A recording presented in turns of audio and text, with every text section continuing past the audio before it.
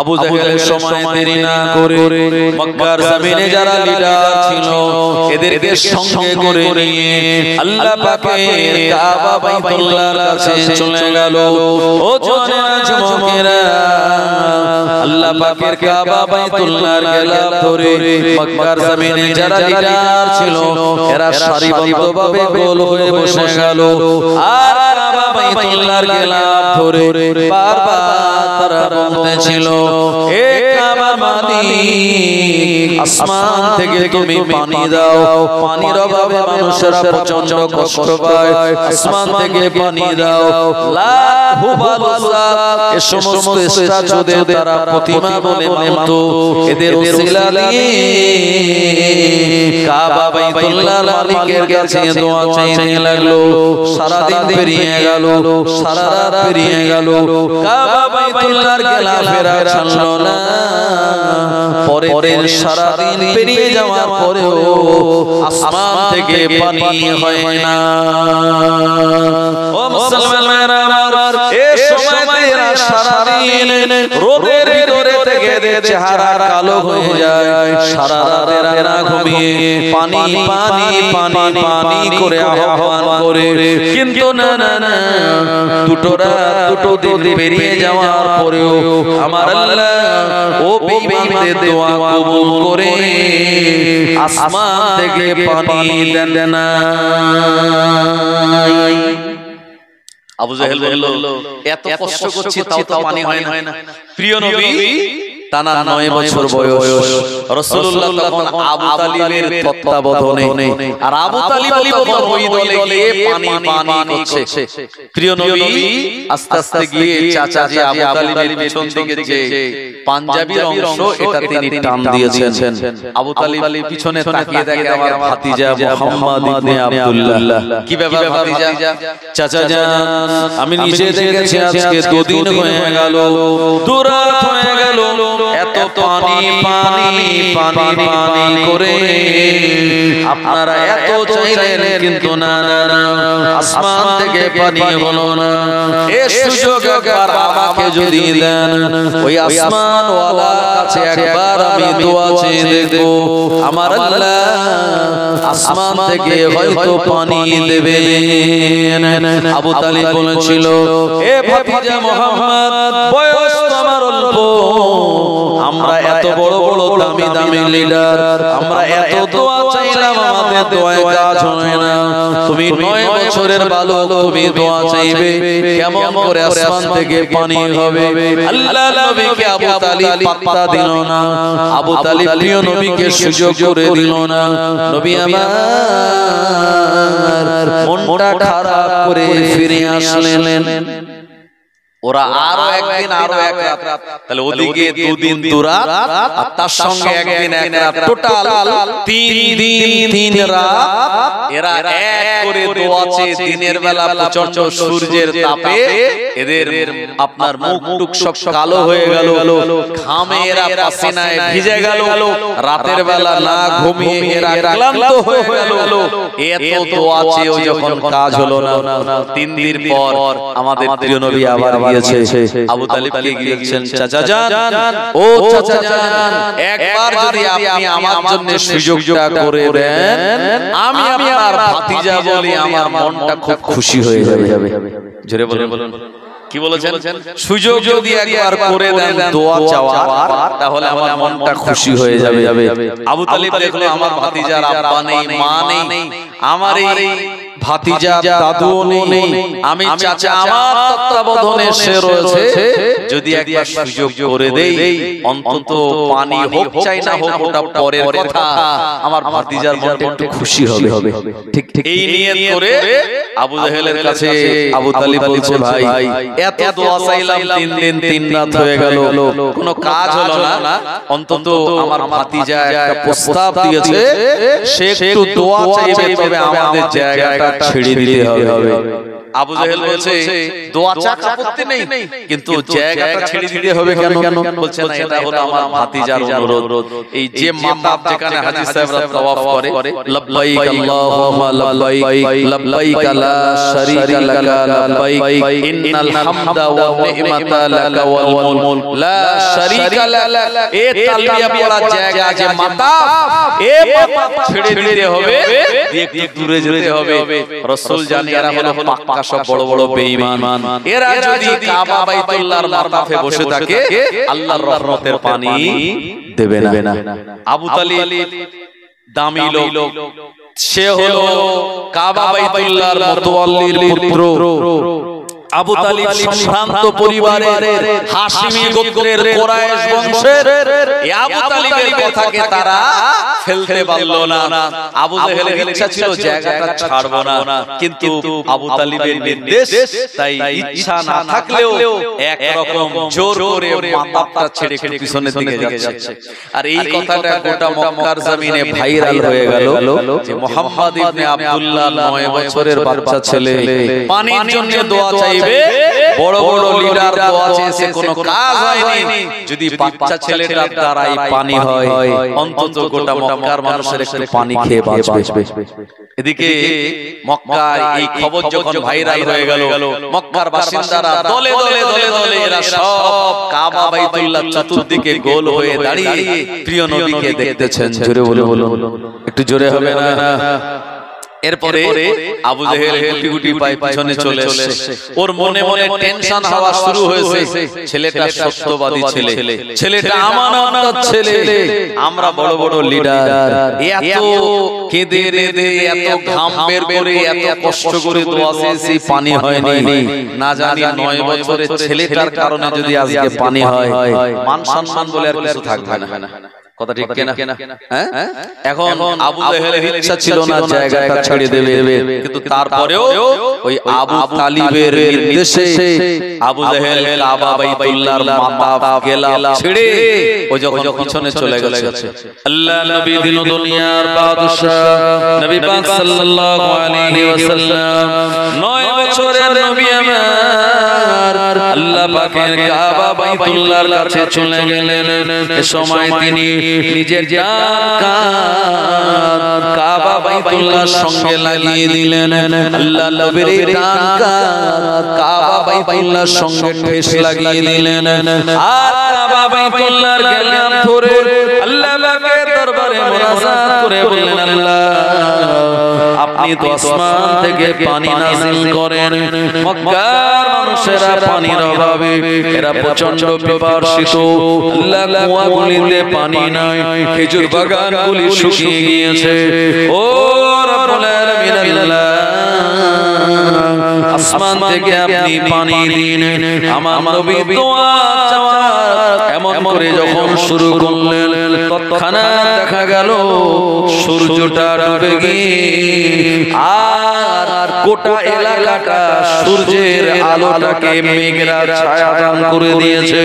সূর্যের আলোটা দেখা যায় না, গোটা এলাকাটা মেঘে পরিপূর্ণ হয়ে গেল। ওই জায়গাটা সুশীতল ঠান্ডা হাওয়া বওয়া শুরু হয়ে গেল। আমার নবী তখন হাত নামান নাই।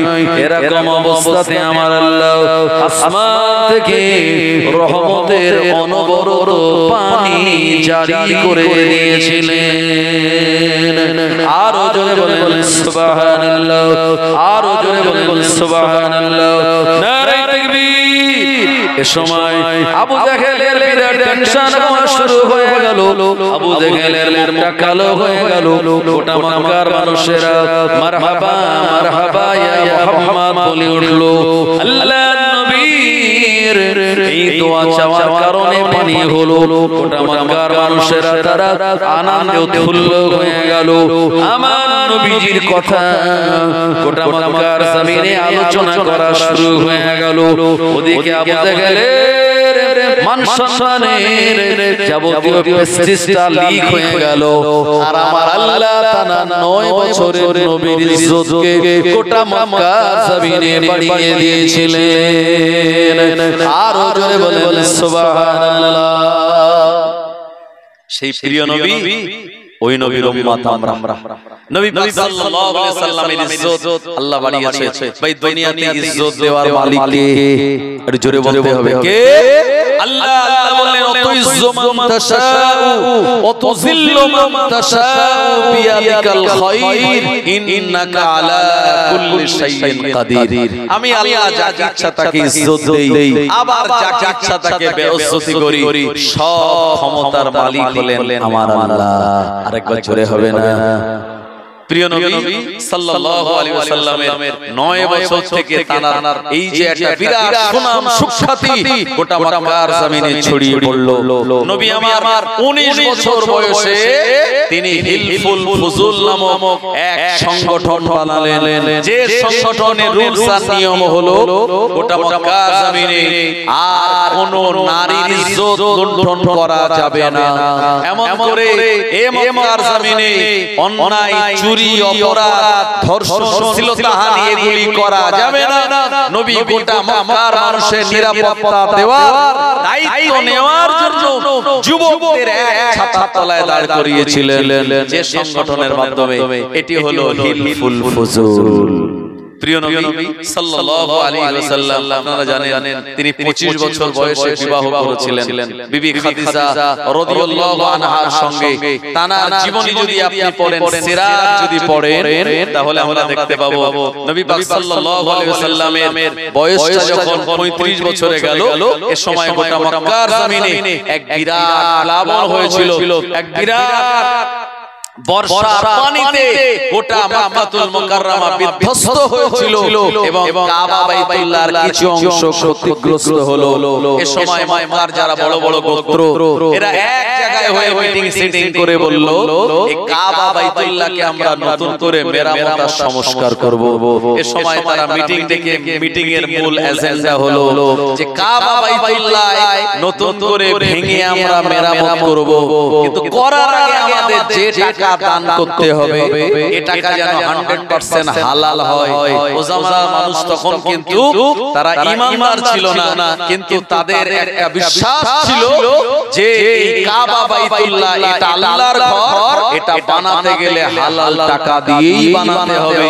তাই বলে দিল চুরি করা টাকা এখানে কেউ দান করতে পারবে না, এমন করে বেশ্যাবৃত্তি করার টাকা দান করা যাবে না, মেরে নেওয়া কেড়ে নেওয়া টাকা দেওয়া যাবে না, হক মারা টাকা দেওয়া যাবে না, যেটা দিতে হবে 100% একদম হালাল টাকা। আর ওই টাকা দিয়ে কাবা বাইতুল্লাহ নতুন করে সংস্কার করা হবে। ভাই মসজিদে ফিতরার টাকা চলে, কোরবানির খাল বিক্রি করার টাকা মসজিদে চলে না, আর যাকাতের টাকা মসজিদে চলে না। কেউ যদি গ্রামে অন্যায় করে, গ্রামের মোড়ল মাতব্বর জরিমানা করে, ও টাকাটাও মসজিদে চলে না। মসজিদে দেওয়া লাগে 100% হালাল খাঁটি টাকা। জি, তবে অনেকে আছে যারা জুমার দিন মাঝে মাঝে হালাল টাকা দেয় বটে। অনেক কমিটি বলে হলো জুমার দিন কোটোর মধ্যে যে টাকা ফকির নেয় না, 1 টাকার কয়েন, যেটা ফকিরকে দিলে ফেলে দেয়, ওটা মসজিদের কোটো দেয় অনেকে। যে 10 টাকার নোট ছিঁড়ে গেছে, 20 টাকা ছিঁড়ে গেছে, বাজারে ফেরত দিয়েছে, অনেকে মসজিদের কোটোয় ঢুকিয়ে দেয়। ভাই এমন যারা করে নিশ্চয়ই তারা কাজটা মোটেও ভালো করে না। তবে এই এলাকার মানুষ ভালো, মাশাআল্লাহ, এমন কিছু করে না। তারা যেটা দেয় একটু ভালো এবং উন্নত মানের টাকা দেয়, যে টাকাগুলো অন্তত মার্কেটে চলবে। আমার ভাইজানেরা, মক্কার জমিনেরা মিটিং সেটিং করে বলল, আল্লাহর কাবা বাইতুল্লাহ আমরা ভেঙে দিয়ে এটাকে নতুন করে আমরা সংস্কার করব। ও মুসলমান আমার, আলোচনায় সিদ্ধান্ত হয়ে গেল হালাল টাকাগুলি দান করা লাগবে, অন্য কোন টাকা এই জায়গাতে দেওয়া যাবে না। এরা কাবা বাইতুল্লাহ নতুন করে ভেঙে সংস্কার করার জন্য এরা বাকুম নামক একটা মিস্ত্রিকে আনলো রোম থেকে, যে মিস্ত্রিটা সুন্দর করে কাবা বাইতুল্লাহ বানাতে পারবে। ও জওয়ানেরা, যুবকেরা, আল্লাহ আল্লাহ পাকের কাবা বাইতুল্লাহ এই পাথরগুলি তারা এক জায়গা থেকে আস্তে আস্তে ভেঙে এটাকে নিচে থেকে সাজিয়ে সাজিয়ে রাখলো কারণ কাবা বাইতুল্লাহর প্রতিটা পাথর হলো আল্লাহ পাকের জান্নাত থেকে নিয়ে আসা সর্বপ্রথম আল্লাহ পাকের কাবা বাইতুল্লাহ বানিয়েছিল ফেরেশতাগণেরা এই কারণে কাবা বাইতুল্লাহ সব পাথরগুলি আমার আল্লাহর দয়ার জান্নাতের ও নবীর উম্মত বানিয়েনা এই কারণে স্পেশাল একটা পাথর রয়েছে কাবা বাইতুল্লাহ যে পাথরটার নাম হলো হাজারে আসওয়াদ আসলে এটার নাম ছিল হাজারে আবিয়াজ এই পাথরটা সাদা থাকলেও গুনাহগার বান্দা বান্দীরা লাগাতার এতে চুমা দেওয়ার কারণে আমার আল্লাহ এই পাথরের স্পেশাল ক্ষমতা দিয়েছেন কোন বান্দা বান্দী যখন নিজের গুনাহগুলো নিয়ে ওই পাথরের উপরে চুমা দেয় আমার আল্লাহ ওই ব্যক্তির জীবনের গুনাহগুলি ওই পাথরের ক্ষমতা রয়েছে টেনে বার করে নেওয়া এই কারণে সাদা পাথরটা সাদা নয় এটা বর্তমানে হাজারে আসওয়াদ কালো রূপ নিয়ে নিয়েছে ও নবীর উম্মত বান্দানিরা হাজারে আসওয়াদ পাথরটাকে নামিয়ে রাখলো এবারে তারা নতুন করে কাবা বাইতুল্লাহ মেরামত করবে কিন্তু দেখা গেল আল্লাহর কাবা বাইতুল্লাহ বানাতে গেলে যে খরচ হয় এত টাকা তাদের কালেকশন হয় না এত টাকা তাদের হাতে নাই কি করা যাবে আবার নতুন করে মিটিং শুরু হয়ে গেল ওই মিটিং এ জানিয়ে দেওয়া হলো না না না কাবা বাইতুল্লাহর ভিত যদি আগে থেকে ছোট করা যায় সেটাও ভালো কিন্তু এক টাকা এক দিরহাম হারাম পয়সা দেওয়া যাবে না ধরেন নতুন করে বানাতে গেলে 1.5 লাখ টাকা খরচ এখন টাকা উঠেছে কত 1,50,000 টাকা ঘাটতি জনগণ যারা আছে তারা বলছেন আমাদের দেওয়ার মতো হালাল টাকা নেই যা ছিল সব দিয়ে দিয়েছি সিদ্ধান্ত হলো কাবা বাইতুল্লাহে হারাম টাকা দেওয়া যাবে না আগে থেকে যদি ছোট হয় তাও ভালো কিন্তু হারাম কোনো টাকা এতে লাগানো যাবে না ওরা কাবা বাইতুল্লাহর বাউন্ডারি আগে যা ছিল ভেঙে ছোট করে দিল দিয়ে নতুন করে কাবা বাইতুল্লাহ বানানো শুরু হলো এইজন্য কাবা বাইতুল্লাহর পাশে ইউ আকৃতির একটা এরকম সুন্দর করে একটা ইউ আকৃতির পাথরের একটা গাঁথনি আছে যেটাকে হাতিম বলে এই হাতিম হলো কাবা বাইতুল্লাহর ভিতরের অংশ নবী বলেছেন কেউ যদি হাতিমের ভিতরে নামাজ পড়ে সে যেন মনে করে আমি কাবা বাইতুল্লাহর ভিতরেই নামাজ পড়লাম এবং সেই সওয়াব আল্লাহ তাআলাকে দান করবেন এবং হাতিমের ভিতরে নামাজ পড়ে দোয়া চাইলে আল্লাহ পাক এই দোয়াটাকে কবুল করে নেন জোরে বলে সুবহানাল্লাহ এরা কাবা বাইতুল্লাহটাকে আকারে ছোট করলো ছোট করে এরা নতুন করে গাঁথনি দেওয়া শুরু করলো গাঁথতে গাঁথতে গাঁথতে গাঁথতে যখন এই একটা কোণায় যে কোণাতে হাজারে আসওয়াদ লাগানো হবে এই হাজারে আসওয়াদ পাথরটা কোন গোত্রের সর্দার তুলবে এটা নিয়ে ওদের নিজেদের ভিতরে দ্বন্দ্ব শুরু হয়ে গেল চার গোত্র ছিল সেখানে এই চার গোত্রের সর্দার বনু হাশিম বনু কুরাইজা বনু নাজার এরা বলল যে আমাদের গোত্রে যারা সর্দার তারা এই কাবা বাইতুল্লাহর গায়ে এরা এই পাথরটা লাগাবে আর আমাদের সরদার যদি লাগায় তাহলে এই কারণে আমাদের ইজ্জত আর সম্মানটা অনেক বেড়ে যাবে ভাই এই কারণে তাদের চার গোত্রের সরদার এরা নিজেদের ভিতরে ঝগড়া করা শুরু করলো মাইকলা ভাই একটু বেসটা কমিয়ে দেন তো চার গোত্রের সরদার এরা নিজেদের ভিতরে যখন ঝগড়া করা শুরু করলো এই ঝগড়ার কারণে একটা বিরাট ফিতনা ফাসাদ দেখা দিল ওদের ভিতর থেকে কিছু লোক আছে যারা ঝগড়াটাকে বাড়িয়ে যাচ্ছিল আর কিছু লোক বলল যে না আমরা ভালো কাজ করতে গিয়ে যদি নিজেদের ভিতরে দ্বন্দ্ব করি তো কাজটা মোটেই ভালো হবে না মুসলমান ভাইরা আমার জওয়ানেরা যুবকেরা ওদের ভিতরে তখন একজন লোক ছিল এই লোকটার নাম হলো সাফওয়ান এই সাফওয়ান বলেন বলেছিল আমরা একটা ভালো কাজ করতে গিয়ে যদি নিজেদের ভিতরে দ্বন্দ্ব ঝগড়া করি, এটা দ্বন্দ্ব ঝগড়াটা বেড়ে যাবে, কোনো ফয়সালা আমাদের পাওয়া যাবে না। এ মক্কার জনগণেরা, এই সামান্য কাবা বাইতুল্লাহর গায়ে হাজরে আসওয়াদ পাথর লাগানো হবে, এটা নিয়ে আমরা নিজেদের ভিতরে ঝগড়া বিবাদ করতে পারি না। এখন সবাই তো আর বদমাইশ নয়, কিছু লোক ভালো আছে ভাই, কিছু লোক আছে ঝামেলা দেখলে তারা গুড় লাগিয়ে মজা দেখে, আবার কিছু লোক আছে যারা সমস্যা দেখলে তার সমাধান করার চেষ্টা করে, কথা ঠিক কি না? তো কিছু লোক আছে যারা গুড় লাগায়, এই গুড় লাগানোটা এটা কিন্তু শয়তানি কাজ নাকি ভালো কাজ? শয়তানি কাজ ভাই। শয়তান তার শাগরেদদের বলছে যে আমি একটু মিষ্টির দোকানের ফার্নিচারে গুড় লাগাবো, দেখতে কেমন মজা হয়। তো শয়তানকে মিষ্টির দোকানের কাছে একটু গুড় লাগিয়েছে, একটু মিষ্টি যখন লাগিয়েছে, মিষ্টির এই ঘ্রাণ পেয়ে ওখানে অনেক পিঁপড়ে আর মাছি চলে এসেছে। পিঁপড়ে আর মাছিকে দেখে এসেছে টিকটিকি, আর টিকটিকিকে দেখে এসেছে বিড়াল, আর বিড়ালকে দেখে এসেছে কুকুর। আর কুকুর যদি 4-5টা এক জায়গায় হয়, ওরা কি মারপিট না করে থাকবে বলে মনে হয়? কুকুর তো মারপিট করবেই ভাই। এই জন্য এক আল্লাহর ওলি বলেছিল যে হে কুকুর, তোর ভিতরে 3টে স্বভাব খুব খারাপ। তো কুকুর বলছে কি কি?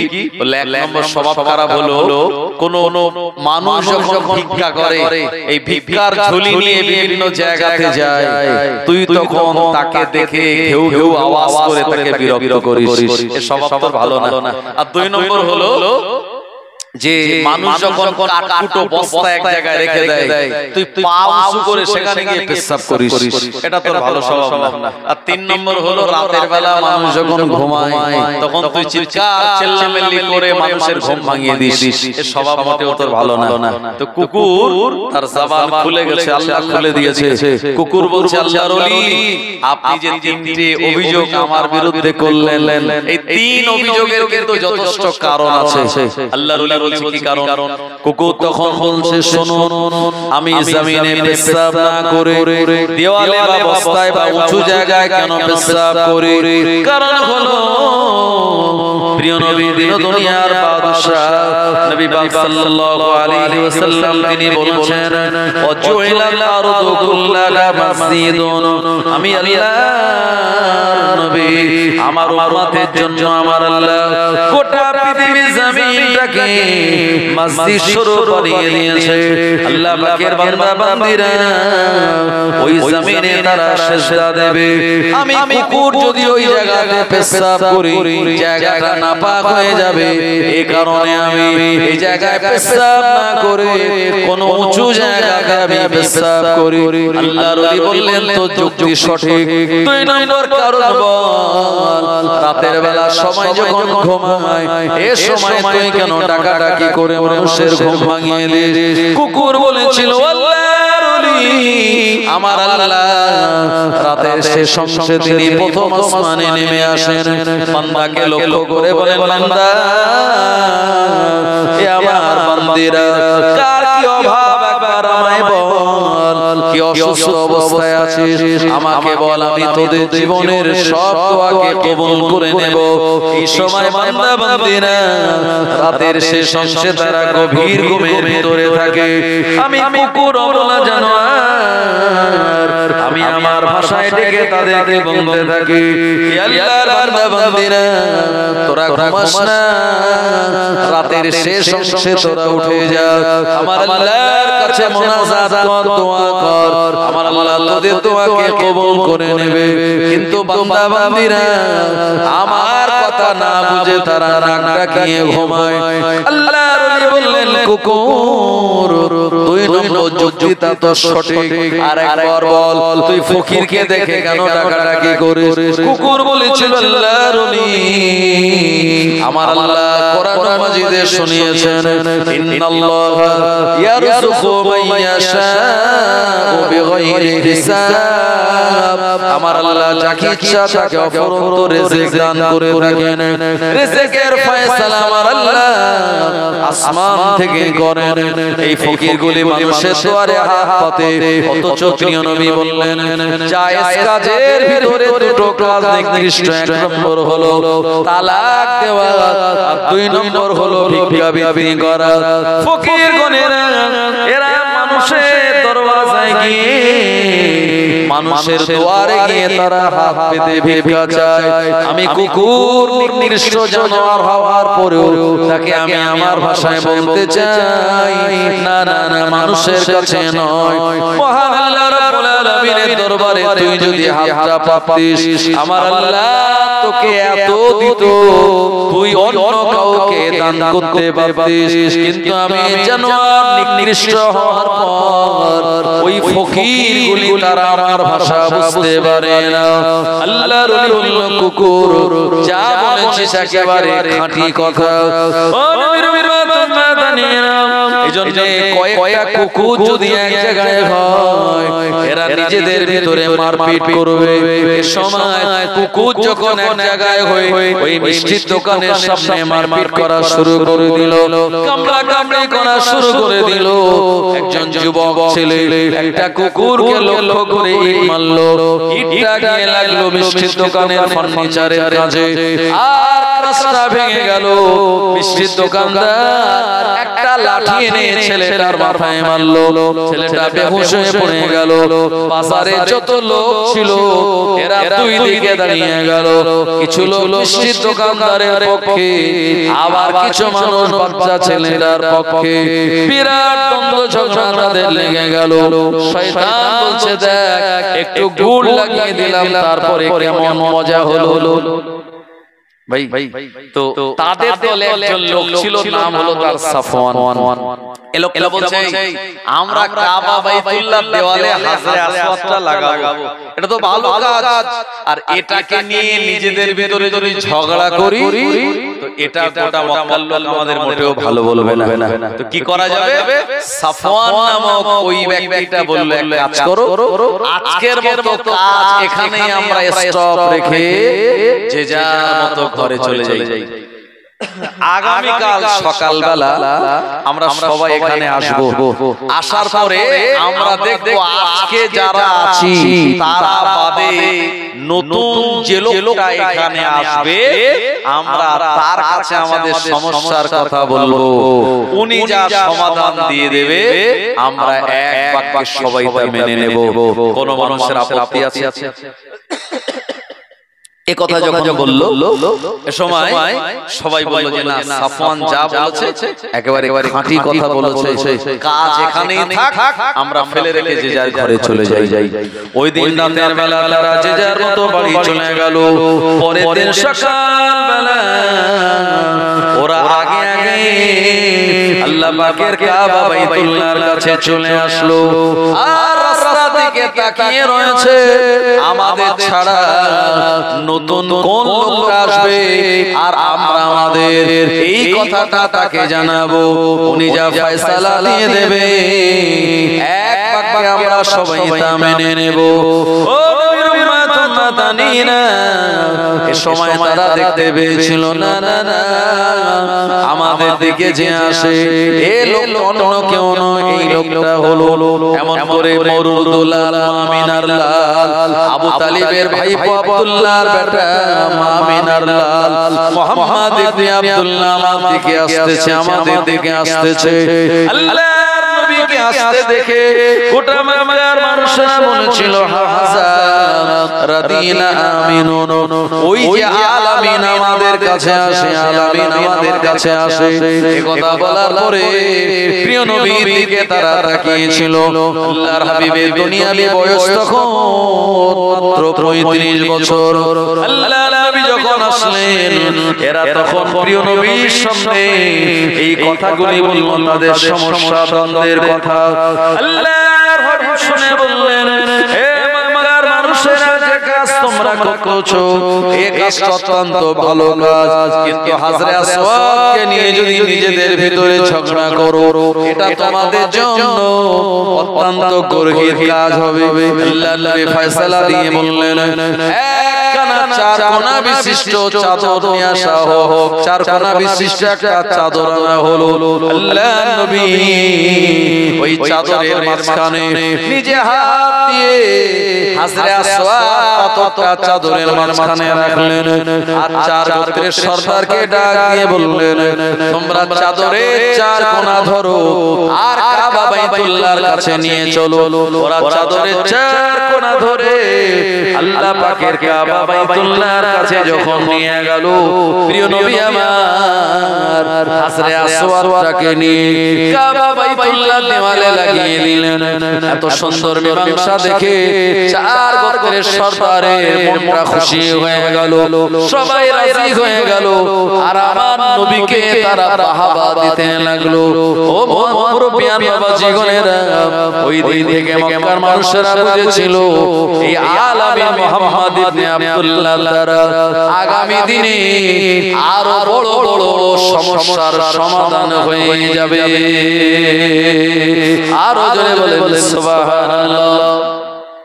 ওই নবী সম্পর্কে আল্লাহ বলেছেন, ওমা আরসালনাকা ইল্লা কাফাতাল লিন্নাস, আমার নবীকে আমি পাঠিয়েছি তোমাদের কাছে মানুষের জন্য যথেষ্ট করে। সেই নবী পাক সাল্লাল্লাহু আলাইহি ওয়াসাল্লাম তার বয়স যখন 40 বছর 2 মাস 10 দিন হলো, তিনি তখন আল্লাহর পক্ষ থেকে গারে হেরাতে আল্লাহর পাক কালাম কোরআন মাজিদের আয়াত তাকে শুনিয়ে দেওয়া হলো। আমার ভাইয়ারা, নবী পাক সাল্লাল্লাহু আলাইহি ওয়াসাল্লাম এই গারে হেরাতে তিনি অবস্থান করতেছিলেন। আপনাদের জানা আছে জিবরাইল আলাইহিস সালাম আসলেন, এসে বলছেন ইকরা, ও নবী আপনি পড়ুন। আল্লাহর নবী বলেছিলেন, মা আনা বিকারিন, আমি তো পাঠক নই। নবী এই কথা বলেননি যে আমি পড়তে জানি না। নবী বলেছিলেন, মা আনা বিকারিন, আমি তো পাঠক নই। জিবরাইল আলাইহিস সালাম প্রিয় নবীকে দুবার বলার পরে তিনবারের বেলায় প্রিয় নবীকে আস্তে করে চাপ দিলেন। আস্তে করে চাপ দেওয়ার কারণে যখন ছেড়ে দিলেন, প্রিয় নবীর একটু কষ্ট অনুভব হলো। এরপরে বললেন, আপনি পড়ুন, ইকরা, আপনি পড়ুন। আল্লাহর নবী বললেন, ইকরা বিসমি রাব্বিকাল্লাযী খালাক, খালাকাল ইনসানা মিন আলাক, ইকরা ওয়া রাব্বুকাল আকরামুল্লাযী আল্লামা বিল কলম, আল্লামাল ইনসানা মা লাম ইয়ালাম। সূরা আলাকের 5 আয়াত আবার নবী পড়ে নিলেন। জোরে বলুন সুবহানাল্লাহ। এটাই ছিল প্রিয় নবী সাল্লাল্লাহু আলাইহি ওয়াসাল্লামের কাছে কোরআন মাজিদের প্রথম বাণী। এই কোরআন মাজিদের বাণী, এই আয়াতে কারিমা পাওয়ার পর প্রায় 6 মাস পর্যন্ত ওহী আসা বন্ধ ছিল। দ্বিতীয় নম্বরে 6 মাস পর ওহী আসলো, ও আনজির আশিরাতাকাল আকরাবিন, ও নবী আপনার যারা নিকটাত্মীয় আপনি তাদের কাছে কালেমার বাণী প্রচার করুন। প্রিয় নবী সাল্লাল্লাহু আলাইহি ওয়াসাল্লাম তার কাছের মানুষ, ছোটবেলার বন্ধু আবু বকর সিদ্দিক রাদিয়াল্লাহু আনহু তাকে বললেন, এই আবু বকর সিদ্দিক কালেমা পড়লেন। সর্বপ্রথম আমার নবী কালেমার বাণী জানার কাছে নিয়ে গিয়েছিলেন প্রিয় নবীর সহধর্মিণী, যিনি হলেন আম্মা জান খাদিজাতুল কুবরা রাদিয়াল্লাহু আনহা। আর বয়স্কদের ভিতরে হযরতে আবু বকর, মহিলাদের ভিতরে হযরতে খাদিজা, আর বালকদের ভিতরে হযরতে আলী রাদিয়াল্লাহু আনহু। প্রিয় নবীর হাতে হাত দিয়ে ঈমানের কালমা পড়ে নিয়েছিলেন। রাসূল যখন বলেন, আলী আমি নবী আখিরি জামানার পয়গম্বর, তুমি আমাকে নবী বলে মেনে নাও। আলী বললেন যে, ও মুহাম্মদ ইবনে আব্দুল্লাহ, আমি কালেমা পড়ার আগে একবার অন্তত আমার আব্বার কাছে জিজ্ঞেস করব, এই আব্বা যদি সম্মতি দেয় তাহলে কালেমা পড়ব, আর তা না হলে আমি পরবর্তীতে চিন্তা ভাবনা করব। ভাই এই আলী রাদিয়াল্লাহু আনহু 10 বছরের বালক তখন চাচা আবু তালিব তার আব্বা আবু তালিবের কাছে গিয়ে বললেন, ভাই পানি দেবেন আমাকে কেউ? একটু দরুদ শরীফ, আল্লাহুম্মা সাল্লি আলা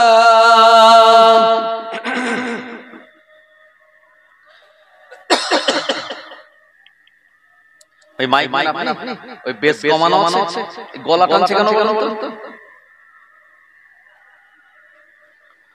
আল্লাহুম্মা সাল্লি আলা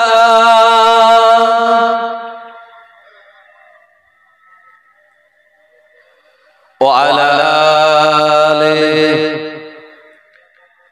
মাইক ঠিক আছে, গলা টানছে।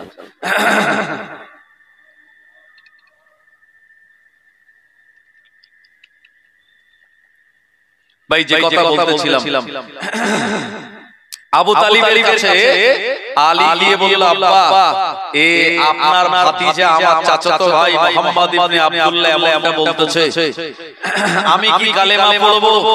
আবু তালিব বলেছিল, এ আমার বেটা আলী, শুনে রাখো, এ আমার ভাতিজা মুহাম্মদ ইবনে আব্দুল্লাহ যা বলে সত্য বলে, হক বলে, তুমি তার হাতে হাত দিয়ে কালেমা পড়ে নাও, এটা তোমার জন্য ভালো।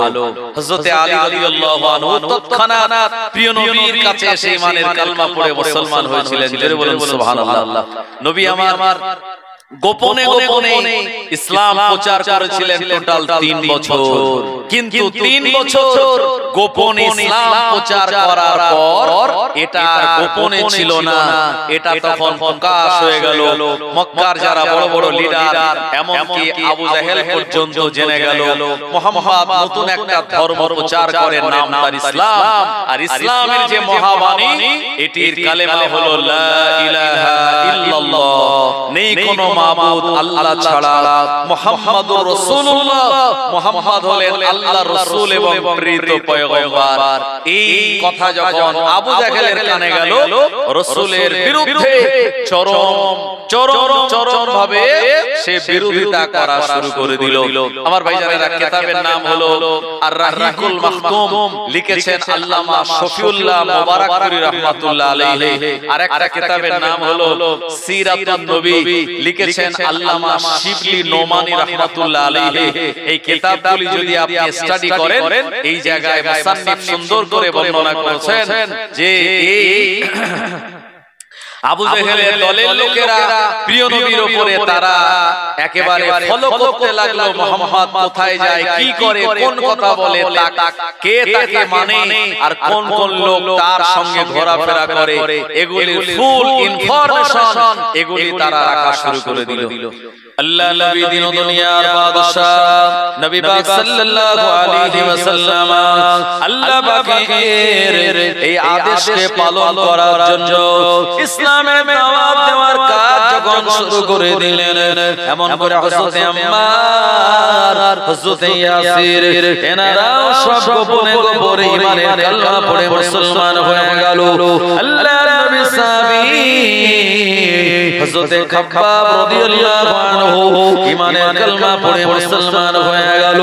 আবু জাহেলের দলের লোকেরা এরা জানতে পারল, এ মক্কা জমিনে যারা আমাদের দলের লোক ছিল, এরাই তো সব গোপনে গোপনে মুহাম্মদ ইবনে আব্দুল্লাহর ফলোয়ার হয়ে গেল, মুহাম্মদ ইবনে আব্দুল্লাহর ভক্ত হয়ে গেল।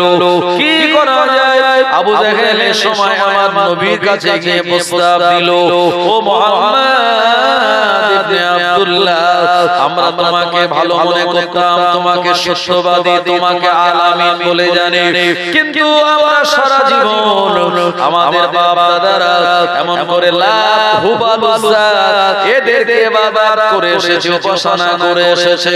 আজকে নতুন করে তাওহীদের বাণীর কথা তুমি কেন বলো? আল্লাহ নবী বললেন, এ আবু জাহেল, আমি হলাম আখিরি জামানার পয়গম্বর, আমার উপরে আদেশ প্রাপ্ত, আমার আল্লাহ রাব্বুল আলামিন করেছেন, আমি আদেশ প্রাপ্ত হয়েছি আল্লাহর মহাবাণী কালেমার প্রচার করা। এ সময় আবু জাহেল, আবু লাহাব এরা চরমভাবে প্রিয় নবীর সঙ্গে শত্রুতা করতে লাগলো।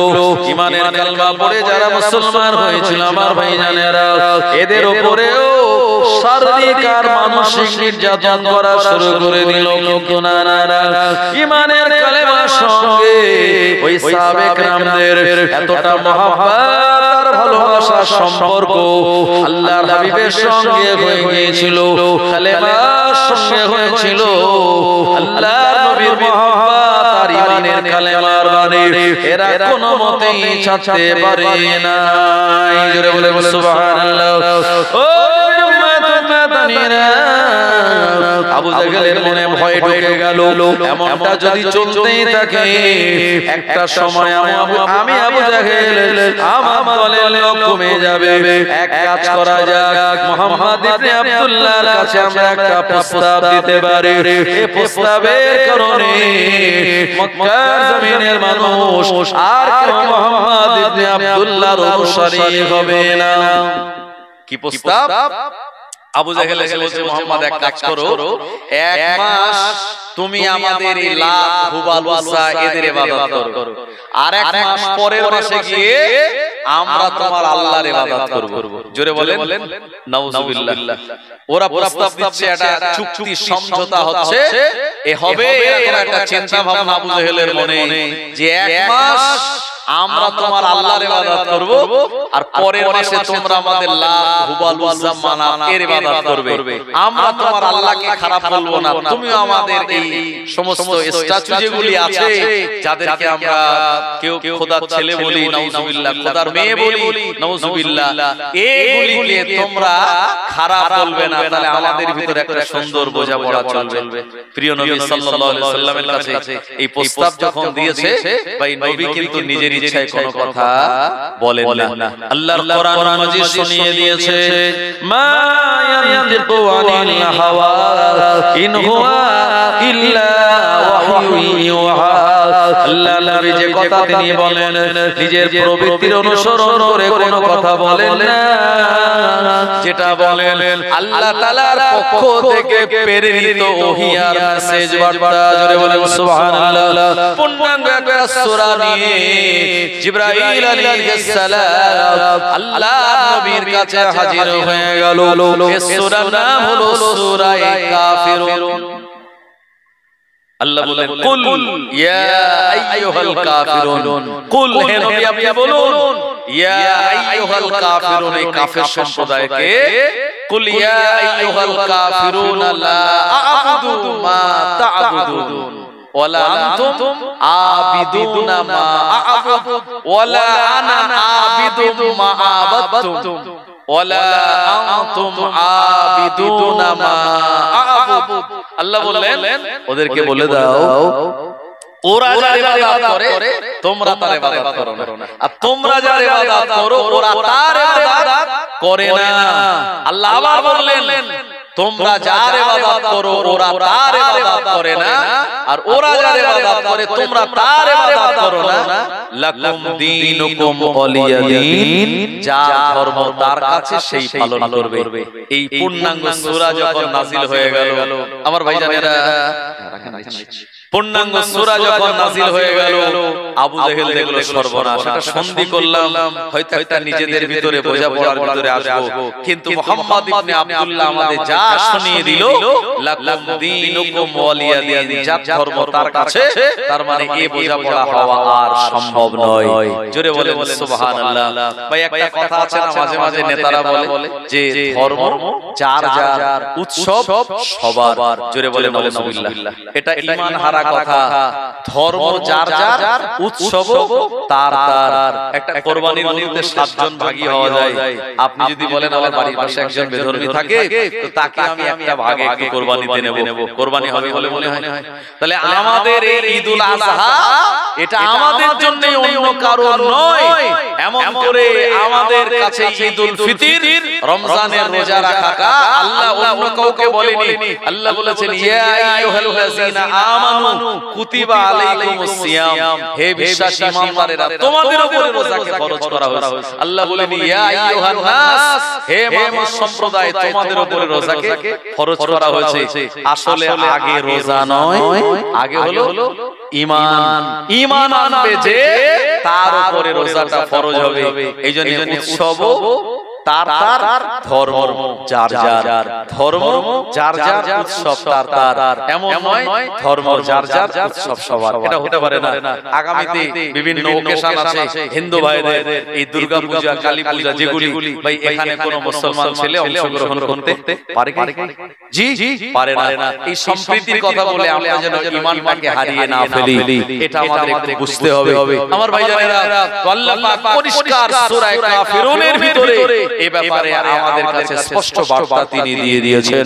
নবী পাক সাল্লাল্লাহু আলাইহি ওয়াসাল্লাম তাদেরকে শুনিয়ে দিলেন। এরপরে প্রিয় নবী খাদিজার সঙ্গে বিবাহ করার পর আল্লাহ তাআলা নবীর ঘরে আর খাদিজার গর্ভ থেকে তিনটে ছেলে দিয়েছিলেন।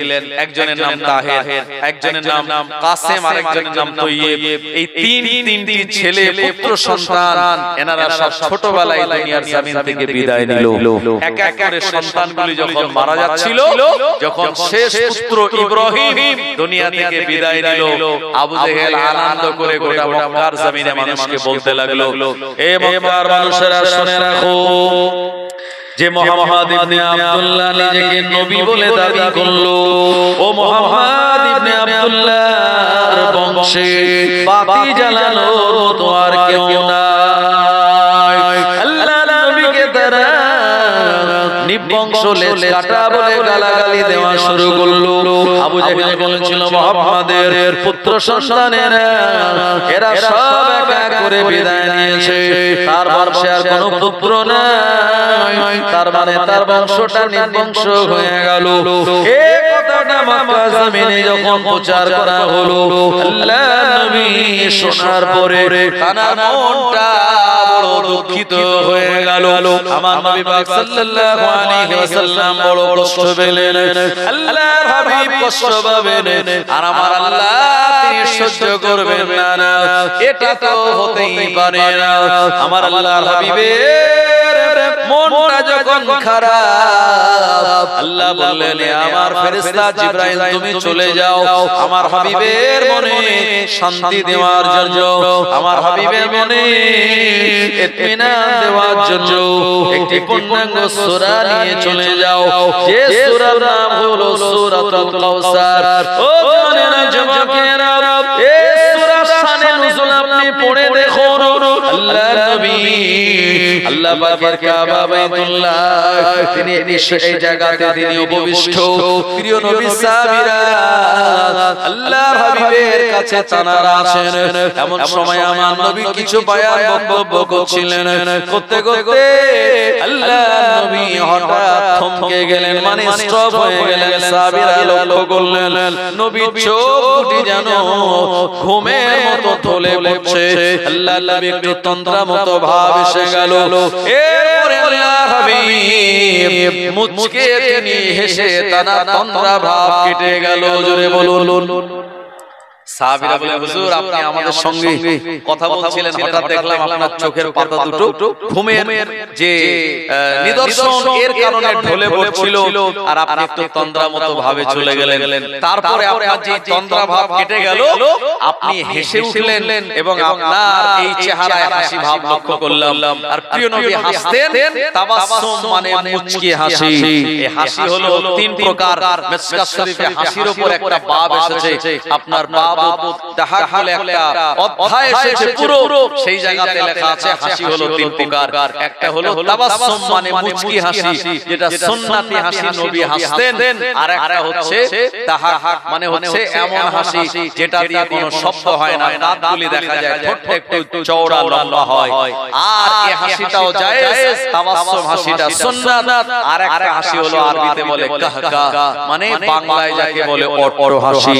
ওযু করার পরে এই রকম কাহকা অট্ট হাসি যদি কেউ হাসে, আপনার ওযু আর থাকবে না, তাকে পুনরায় ওযুটাকে ধরে নিতে হবে।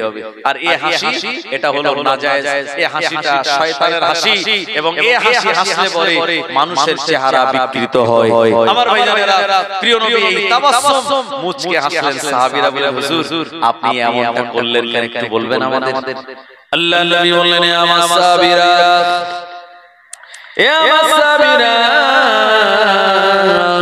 এখনই আমার কাছে আল্লাহ পাকের পক্ষ থেকে জিবরাইল আলাইহিস সালাম তিনি চলে আসলেন একটা পূর্ণাঙ্গ সূরা নিয়ে জিবরাইল আলাইহিস সালাম তিনি আমায় শুনিয়ে দিলেন ও নবী আপনি শুনুন ইন্না আ'তাইনাকাল কাউসার নিশ্চয় আমি আল্লাহ আপনাকে হাউজে কাউসার দান করেছি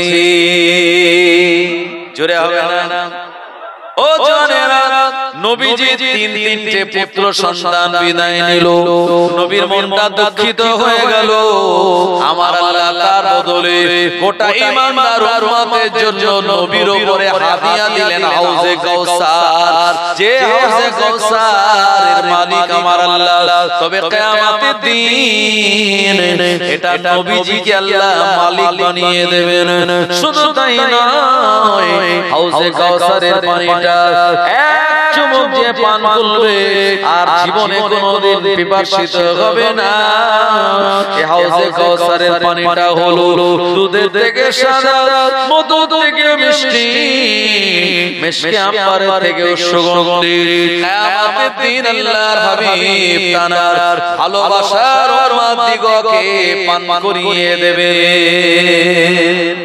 হাবিব আপনার উপরে আমি এই কাউসার দিয়েছি ফাসাল্লি লিরাব্বিকা ওয়ানহার আপনি নামাজ আদায় করুন এবং আপনার প্রভুর নামে কুরবানি করুন যে কুরবানি আমরা করি এটা হলো ওয়াজিব এই কুরবানি আল্লাহ তাআলার হাবিবকে বলেছেন ফাসাল্লি লিরাব্বিকা ওয়ানহার আপনি আপনার প্রভুর নামে নামাজ আদায় করুন এবং কুরবানি করুন এজন্য কুরবানি করার সময় কেউ যদি গরু কিনে লোক দেখানোর জন্য বিশ্বাস করুন কুরবানি আল্লাহর দরবারে কবুল হবে না রাস্তার ধারে ৫০,০০০ টাকার গরু বাঁধা পাশের বাড়ির লোক বলল আমার তো দুতলা এর একতলা সে যদি ৫০,০০০ এ কিনতে পারে আমি অন্তত ১,০০,০০০ টাকার একটা জিনিস কিনে আনবো ১,০০,০০০ টাকার গরু কিনে রাস্তার ধারে বেঁধে রেখে দিয়ে যাতে লোকজন রাস্তা দিয়ে যায় আর গ্রামের লোক তাকিয়ে তাকিয়ে দেখে যে না সত্যি লোকটা বিরাট বড় দামি একটা গরু কিনলো এ কুরবানি কিন্তু হবে না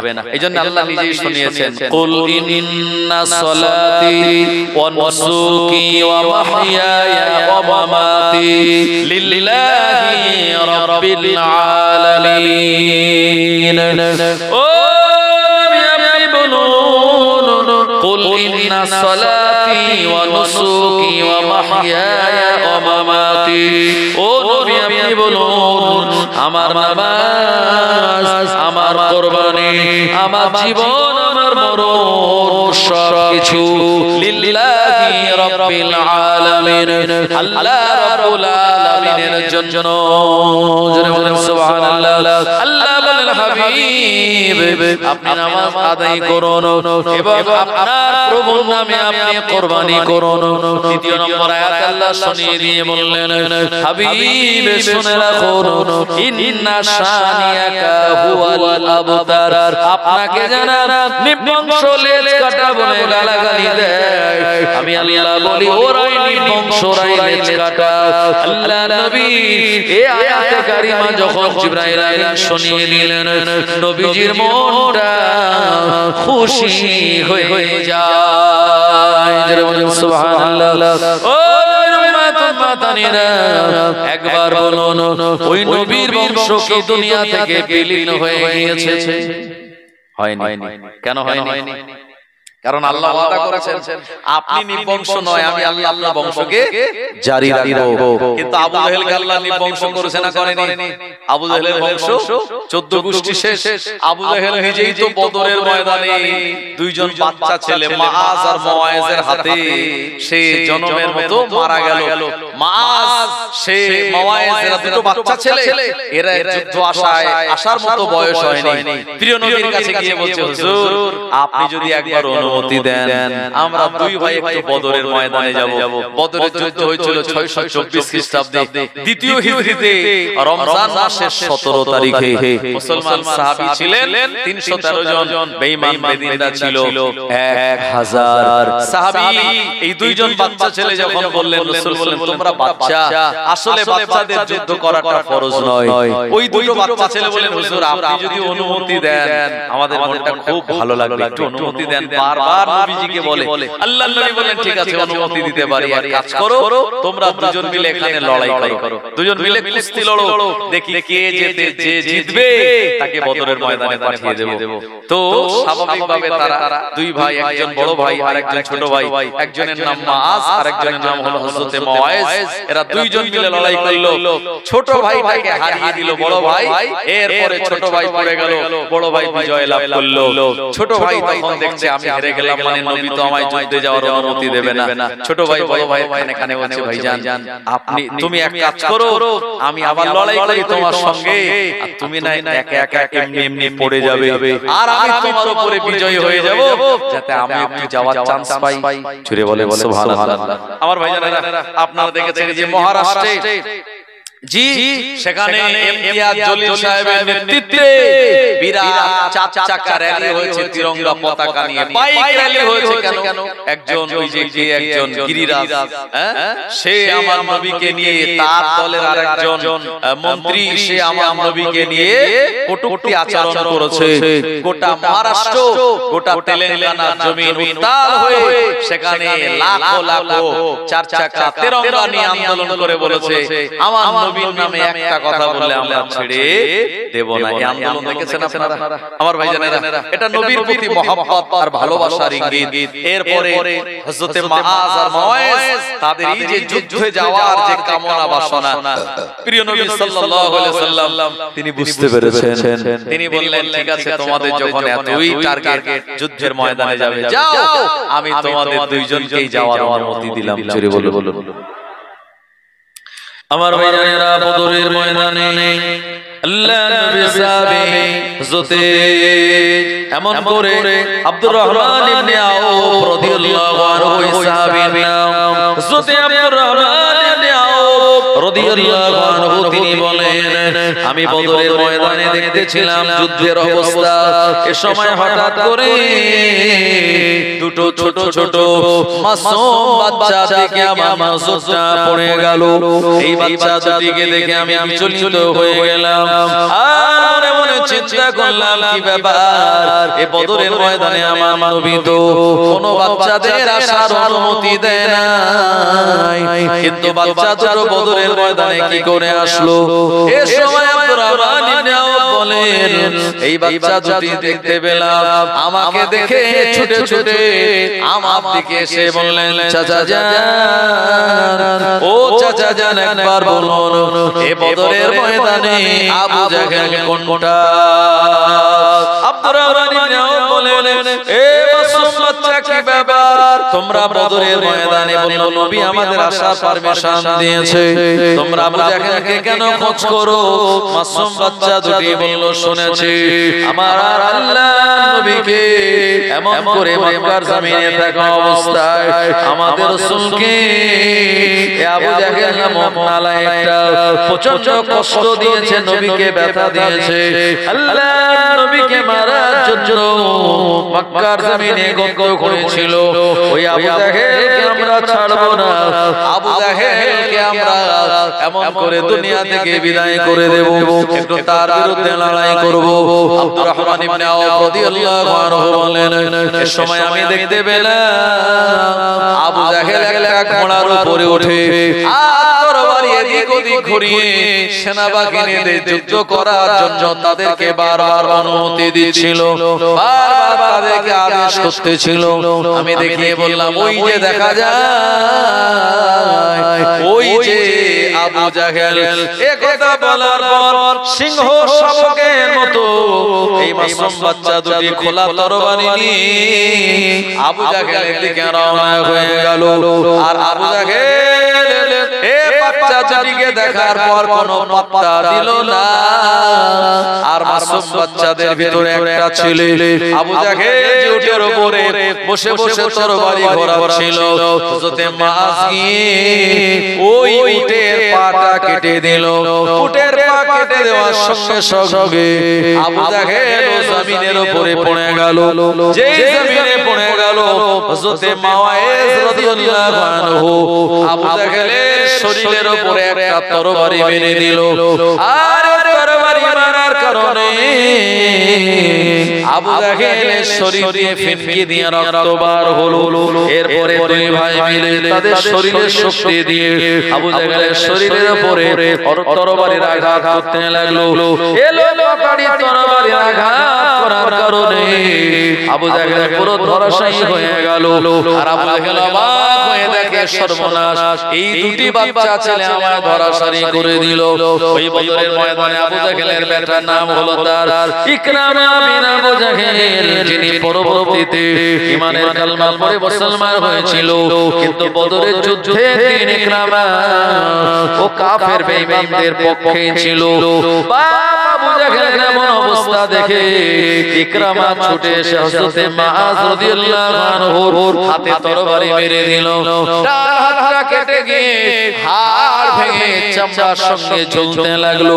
আর বাম হাতে তরবারি চালায়, ডান হাতটা ডিস্টার্ব করে বলে, এ কারণে বাম হাতের তলায়, আপনার বাম পায়ের তলায় ডান হাতটাকে দিয়ে আল্লাহু আকবার বলে টান মেরে ছিঁড়ে ফেলে দিয়ে বাম হাতে তরবারি এত ব্যাপকভাবে চালিয়েছিল, ওই আবু জাহেলের বদরের ময়দান থেকে উঠে দাঁড়ানোর মতো আর ক্ষমতা ছিল না। জোরে হবে না? এত বড় পালোয়ান, এত বড় অহংকার তার। ওই তো দুইজন বাচ্চা ছেলে মুআয আর মুওয়াইজ, তাদের হাতে আবু জাহেল ধরাশায়ী। এরপরে আব্দুল্লাহ ইবনে মাসউদ রাদিয়াল্লাহু আনহু উনি বলছেন যে আমি তো মদিনার বাসিন্দা। আব্দুল্লাহ ইবনে মাসউদ রাদিয়াল্লাহু আনহু বলছেন যে আমার পা দুটো ছোট ছোট ছিল এবং মদিনাতে আমি ওই বকরি চরাতাম। এই আবু জাহেল যখন জমিনে পড়ে গেছে, আমি একটা তরবারি নিয়ে ছুটে ছুটে দৌড়ে দৌড়ে আবু জাহেলের কাছে চলে গিয়েছি। ওখানে গিয়ে দেখি আবু জাহেল পুরো জমিনে ধরাশায়ী, তার শরীর দিয়ে রক্ত বার হচ্ছে। সে অনেক ওঠার চেষ্টা করছে কিন্তু আর উঠতে পারছে না। হযরত আব্দুল্লাহ ইবনে মাসউদ রাদিয়াল্লাহু আনহু বলেন, আমি আমার পাটা একদম আবু জাহেলের বুকের উপরে রেখেছি। কোথায়? আবু জাহেলের বুকের উপর আব্দুল্লাহ ইবনে মাসউদ পা রেখেছেন। রেখে বলছেন, এ আবু জাহেল, আজকে তুই কিন্তু ধরাশায়ী। এরপরে এই আবু জাহেল বলছে, আব্দুল্লাহ ইবনে মাসউদ, তুমি মদিনার একজন রাখাল হয়ে আমার মতো এত বড় পালোয়ানের বুকে তুমি পা তুলে দিলে। বললে এখন তুই ধরাশায়ী, আর তোর ক্ষমতা নাই, পা তুলে দিয়েছি আমি। হ্যাঁ, এরপরে ওই আবু জাহেল বলছে, একবার বলতো আজকে বদরের ময়দানে কাদের বিজয় হয়েছে? এ সময় কত বড় অবস্থা দেখেন, আবু জাহেল মরে যাচ্ছে, তার শরীর দিয়ে রক্ত বের হচ্ছে, তখনও তার ইচ্ছা যে বদরের ময়দানে কারা জিতছে অন্তত সেটা একটু কানে শুনবে। আব্দুল্লাহ ইবনে মাসউদ রাদিয়াল্লাহু আনহু বললেন, বদরের ময়দানে আল্লাহ এবং আল্লাহর রাসূলের বিজয় হয়েছে। আব্দুল্লাহ ইবনে মাসউদ বলেন, আমি তার বুকের উপরে পা রাখা অবস্থায়, তার বড় বড় দাড়ি ছিল। জি, এই আবু জাহেলের এত বড় দাড়ি ছিল, ও যখন ঘোড়ার পিঠে চড়তো তখন তার দাড়ি দুই দিকে বাতাস উড়ে বেড়াতো। বুঝতে পারছেন? কিন্তু এই দাড়ি দিয়ে সে জাহান্নামে যাবে। এইজন্য তার এই দাড়িটা সুন্নতি দাড়ি ছিল না, তার এই দাড়িটা ছিল ওটা ও জামানার বীরত্ব প্রকাশের জন্য। এ সময় এই লম্বা দাড়ি ধরে আব্দুল্লাহ ইবনে মাসউদ বলেন, আমি তার গলায় ছুরি চালানো শুরু করলাম। ছুরি চালিয়ে আবু জাহেলের দাড়ি ধরে প্রিয় নবীর কাছে নিয়ে গেলাম। গিয়ে বলছি, ইয়া রাসূলুল্লাহ, আমি বললাম, এই যে সেই আবু জাহেলের মস্তক আপনার সামনে। আল্লাহর নবী দেখে বললেন, মুসা নবীর জামানায় একজন ফেরাউন ছিল, আর আমার জামানায় এ হলো ফেরাউন সমতুল্য এই আবু জাহেল। আবু জাহেল যখন মারা গেল, আর ওখানে ময়দানে যারা ছিল এরা সব পালিয়ে চলে গেল। বদরের ময়দানে মাত্র 14 জন মুসলমান সাহাবে কেরামদের শহীদ হওয়ার বিনিময়ে আল্লাহ ঈমানদার মুসলমানদের ইসলামের বিজয় দান করে দিয়েছিলেন। জোরে বলুন সুবহানাল্লাহ। আরেকটু জোরে হবে না? একটু দরুদ শরীফ, আল্লাহুম্মা সাল্লি আলা সাইয়্যিদিনা ওয়া আলা আলি সাইয়্যিদিনা ইয়া নবী মুহাম্মদ, ইয়া রাসূল মুহাম্মদ, তুমি মোর শাফায়াত, তুমি মোর শাফায়াত। ইয়া নবী মুহাম্মদ, ইয়া রাসূল মুহাম্মদ, তুমি মোর শাফায়াত, তুমি মোর শাফায়াত। পেলে দিদার একটিবার তোমাকে খোদার কসম কলিজার মায়া দিয়ে তখন ধোয়াবো তোমার কদম ওয়াইস করুনি দেখেনি ভাঙে ইশকে সকল দাঁত তুমি মোর শাফায়াত তুমি মোর শাফায়াত ইয়া নবী মুহাম্মদ ইয়া রাসূল মুহাম্মদ তুমি মোর শাফায়াত তুমি মোর শাফায়াত কোরআন দেখ 101 আল কোরআনে নবীর নাম দুটি কম আল্লাহর নাম 99 গিয়ে থাম কুসুম বিহীন দেখো ডিম এর পাবে না কোনো স্বাদ তুমি মোর শাফায়াত তুমি মোর শাফায়াত ইয়া নবী মুহাম্মদ ইয়া রাসূল মুহাম্মদ তুমি মোর শাফায়াত তুমি মোর শাফায়াত আল্লাহুম্মা সাল্লি আলা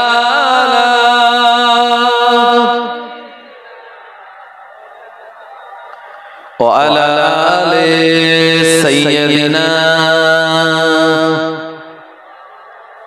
আমার ভাই জানেন যে কথা আমি বলতেছিলাম ওই আবু জেহেলের বংশ আল্লাহ নির্বংশ করে দিয়েছে আর আমার নবীর বংশকে আল্লাহ কিয়ামত পর্যন্ত জারি রাখবেন আপনি বলবেন নবীর বংশ কিভাবে জারি থাকলো প্রিয় নবীর চার কন্যা যায়েনাব রুকাইয়া কুলসুম ফাতিমা এই ফাতিমার সন্তান ইমাম হাসান হুসাইন মহসিন আর জয়নুল আবেদিন আমার ভাই জানেরা এমন করে ওই জয়নুল আবেদিন ছিলেন ইমাম হুসাইন রাদিয়াল্লাহু আনহুর বেটা এমন করে আলী আকবর আলী আসগার জয়নুল আবেদিন জানারা সবাই কারবালার ময়দানে 61 হিজরিতে 10ই মুহররম ছিলেন আমরা জানি আলী আকবর শহীদ হয়ে গেল আলী আসগারকে তীর মেরে মাসুম দুধের বাচ্চাকে দুনিয়া থেকে বিদায় করে দিল জয়নুল আবেদিন এই ইমাম হুসাইনের বেটা জানাকে বন্দী করে ওই সিরিয়ার দামেস্কে ইয়াজিদের কাছে নিয়ে যাওয়া হয়েছিল ইয়াজিদ বলেছিল এই ছেলেটাকে বলল এ হলো জয়নুল আবেদিন ইমাম হুসাইনের বেটা